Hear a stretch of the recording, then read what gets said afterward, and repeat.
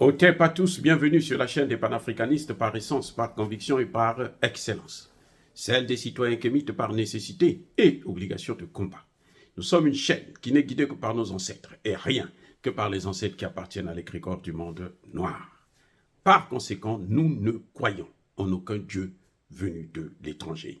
Toutefois, cette vidéo n'est aucunement destinée à inciter à la haine ou à la violence, car nous menons un combat qui est d'abord et avant tout spirituel, intellectuel et démocratique. Ensuite, il est politique, géopolitique et géostratégique, contre l'impérialisme, le colonialisme, le néocolonialisme et l'endocoloniat, qui sont tous qualifiés de crimes contre l'humanité. Nous menons ce combat sur la base du principe fondamental que nous avons hérité de nos ancêtres kémites, qui est celui de la Mahat, c'est-à-dire solidarité, vérité et justice. Vous êtes donc en droit de connaître la vérité, nous avons l'obligation de vous dire la vérité, rien que la vérité, afin que justice soit rendue au continent africain. Et ça, c'est notre modeste contribution dans cette noble lutte en faveur de la souveraineté, la dignité, la solidarité et l'unité africaine. C'est exactement ça que nous appelons le panafricanisme. Bien-aimés frères et sœurs, le président Mamadou Doumbouya a goûté au bain de foule panafricaniste. Eh oui, ça existe, le bain de foule panafricaniste. C'est différent du bain de foule normal. Ce bain de foule-là, par cafouillage, ce bain de foule-là, de pilleurs, ce bain de foule-là, des escrocs, des corrompus. Non, ça, c'est pas le bain de foule. Le président Mamadou Doumbouya a bénéficié d'un bain de foule panafricaniste. C'est-à-dire que c'est la population elle-même qui décide. Hein? C'est ça, le bain de foule. Vous avez vu, là, les vidéos sont virales, je ne veux pas vous les présenter là, mais vous avez eu l'occasion de voir quand Mamadou Doumbouya, le colonel Doumbouya, le président de la Guinée-Conakry, est rentré au pays, vous avez vu l'accueil. C'est ça que j'appelle bain de foule panafricaniste. C'est-à-dire, ce sont des gens qui sont contents par votre intervention, par votre travail, par ce que vous faites, par la mission que vous êtes allé accomplir, et qui viennent en masse, sans qu'on puisse les mobiliser, sans qu'on puisse leur demander de faire quoi que ce soit. Ils viennent en masse pour vous accueillir, pour vous élever, pour vous tenir en main. Non, ça veut dire qu'il n'y a pas, comme on voit dans d'autres pays, quoi. Je ne vais pas citer les noms, les gars, je ne vais pas citer les noms, mais vous savez de quoi je parle. Dans certains pays, là, quand le président vient, on est obligé de prendre des bus. On va prendre des villageois par-ci, par-là et tout. On leur donne 500 francs CFA ou 1000 francs CFA. On leur donne à manger. Ils viennent pour faire le nombre. Même dans des meetings politiques, là, c'est comme ça. Ça, c'est le bain de foule de cafouillage, de la tricherie de la France-Afrique. Le bain de foule de la France-Afrique, là. Vous voyez les gens, là, parce que on vous a obligé d'être là. Le président va venir, on arrête, l'école est fermée. On prend tous les pauvres élèves, là, on les amène devant. J'ai souffert avec ça aussi, hein. Même moi-même. Vous venez, vous attendez là. Le président arrive à 15 h, depuis le matin, 9 h, 8 h, 9 h, vous êtes là déjà comme des pauvres idiots, on ne vous nourrit pas, sous le soleil accablant, vous attendez. C'était dur, les gars. Moi, j'ai connu ça. Quand on était enfant, vous allez faire quoi? On a dit, le président arrive où? Le premier ministre arrive où? C'est le préfet qui arrive. Vous êtes là, papa Aïe, Zalesili, papa Aïe, vous repartez à la maison affamé. Hein. Ça, ce n'est pas le bain de foule, où on oblige des gens à venir. Vous savez que le président arrive ou qu'il y a quelque chose qui se passe parce que toutes les routes là, surtout au centre-ville, là, toutes les routes sont fermées. J'en ai vu même au Cameroun, à Yaoundé. Toutes les routes sont fermées. Pendant au moins 4 heures, 5 heures, même 10 heures. Tant que le président n'atterrit pas là, on n'ouvre pas les routes. J'étais comme ça, j'étais, oh, partout c'est comme ça en Afrique. Afrique francophone. Les gens veulent le tapis rouge, veulent le succès, mais pas par le travail. Non. Parce que ils ne peuvent pas justifier ça. Comment le président arrive? Même aux États-Unis, les gars, aux États-Unis. Lorsque le président arrive quelque part, j'ai eu l'occasion de travailler dans ce domaine-là. Non. On ne vous prend pas pour vous être là comme des idiots, non. C'est quelques minutes avant que le président ne passe par là, qu'on vous met là. Là, vous passez, allez, vous bloquez les routes. Pendant 5-10 minutes, maximum, alors 30 minutes, qu'on peut fermer les routes. Ça. Mais alors, même 30, c'est trop. Peut-être 15 minutes comme ça, là. Après, on ouvre. On vous laisse passer. Quand il repasse encore, on ferme quelques minutes avant, il passe, et puis on ouvre. Mais chez nous, en Afrique, là, les gens qui ne font pas bien le travail, qui veulent le succès par l'incompétence, le succès de l'incompétence, le bain de foule de l'incompétence, le bain de foule de la France-Afrique, le bain de foule des intérêts de la France que vous préservez. Ces gens-là, quand ils arrivent le matin, hein, ils arrivent par exemple à 10 heures, vous êtes là depuis le matin, à 7 heures, 8 heures, enfermés. Vous n'avez même pas de marché. Vous ne pouvez pas. Les taxis, les pauvres taximans qui vivent de ça, ils sont bloqués, ils ne peuvent pas faire le chiffre d'affaires. Mais le bain de foule du panafricanisme, vous demandez rien. Vous avez vu comment le coup d'État qui a raté au Burkina Faso?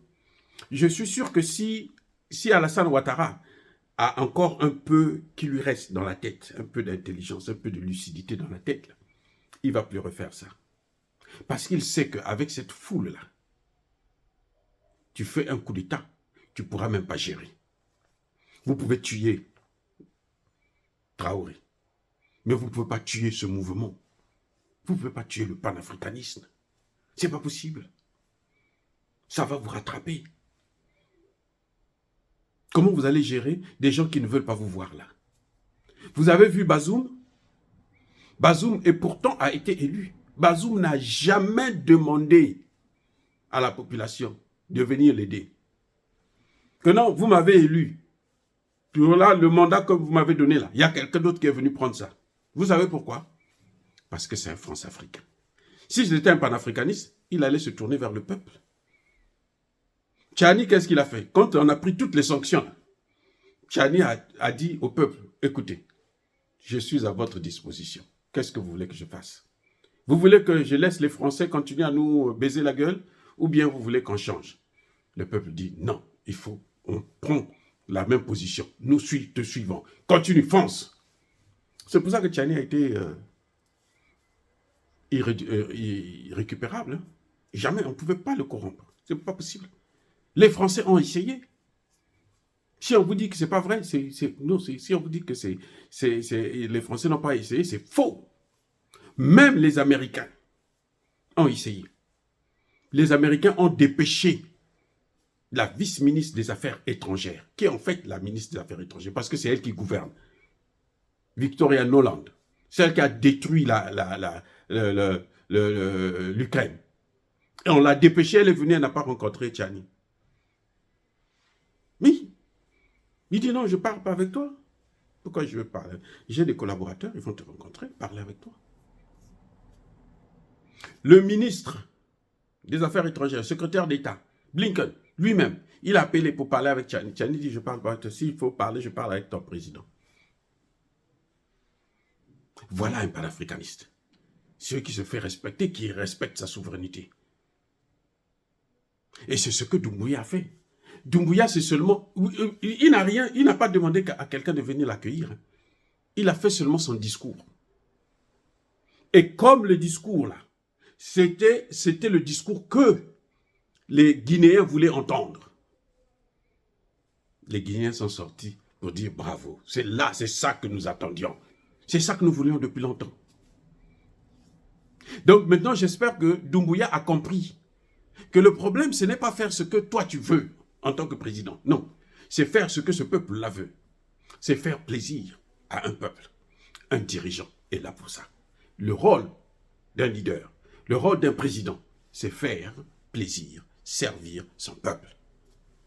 C'est ce que Doumbouya a fait à la tribune des Nations Unies. Et le peuple a répondu. Vous dites, nous avons bien. Ce que vous avez vu là, le bain de foule, là, ça s'explique. Hein?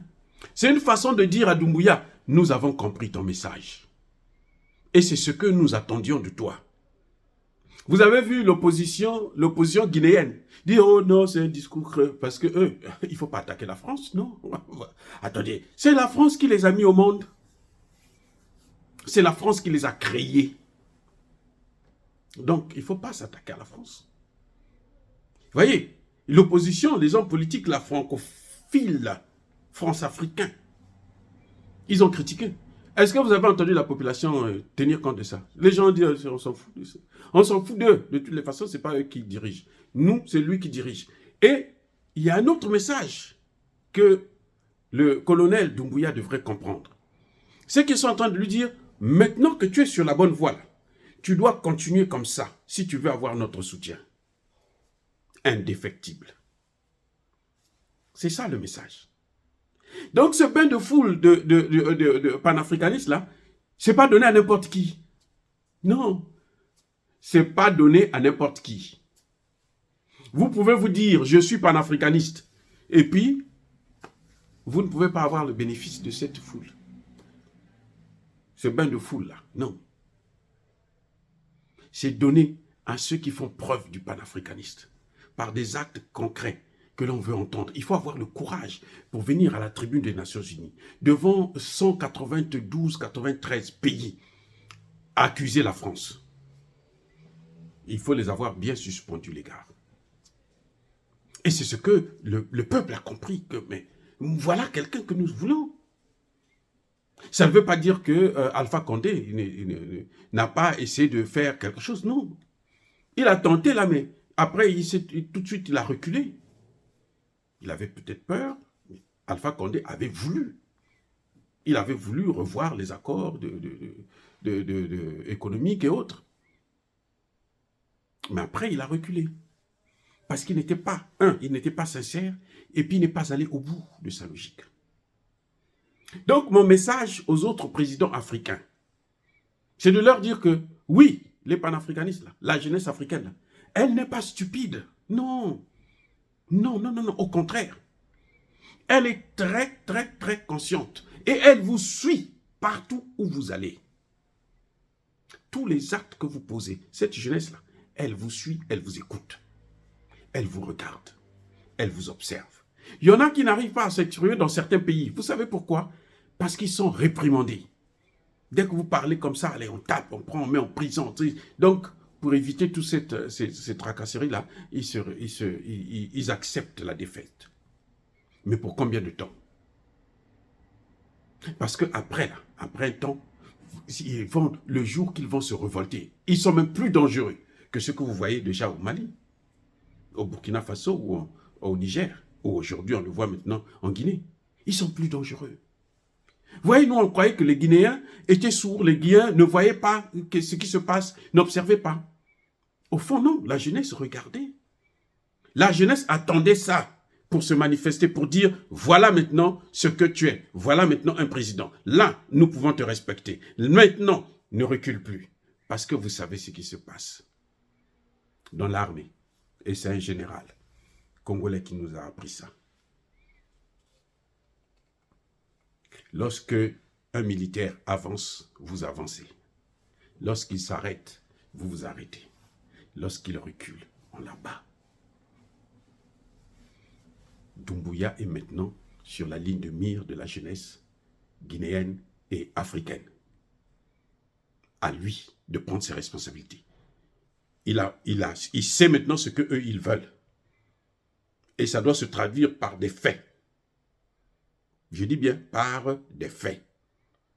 Si, et après le discours, il va encore tricher par-ci, par-là, pour remettre encore ces mêmes gens qui nous ont détruit nos vies pendant 60 ans, pour ne prendre que cette période dite post-coloniale, parce que, en fait, j'allais dire, cette période néocoloniale, alors tant pis pour lui. Tant pis pour ses conséquences. On n'aura même pas de larmes pour pleurer. Oh, bien-aimés frères et sœurs, dire cela, c'est inciter à la haine ou à la violence. Non, c'est pour montrer seulement aux autres chefs d'État africains que les Africains ne sont pas ingrats. Quand vous travaillez pour eux, quand vous les aidez, quand vous les servez, ils prennent leurs responsabilités et ils vous parlent et ils vous montrent leur amour. Mais si vous les détruisez, ils vous observent jusqu'au jour où ils auront l'occasion de vous détruire vous-même. Bien-aimés frères et sœurs, soyez bénis. Je persiste et je signe. Soyez abondamment bénis par le Dieu des Kémites et par nos ancêtres angélisés. Mais que tous ceux qui persécutent le continent africain le pillent et le déstabilisent, qu'ils soient noirs, blancs, chinois, arabes, indiens, qui qu'ils soient punis, maudits, foudroyés, neutralisés, écrasés, effacés par ce Dieu des Kémites et par nos ancêtres angélisés. Vive l'Afrique éternelle, je dis et j'assume.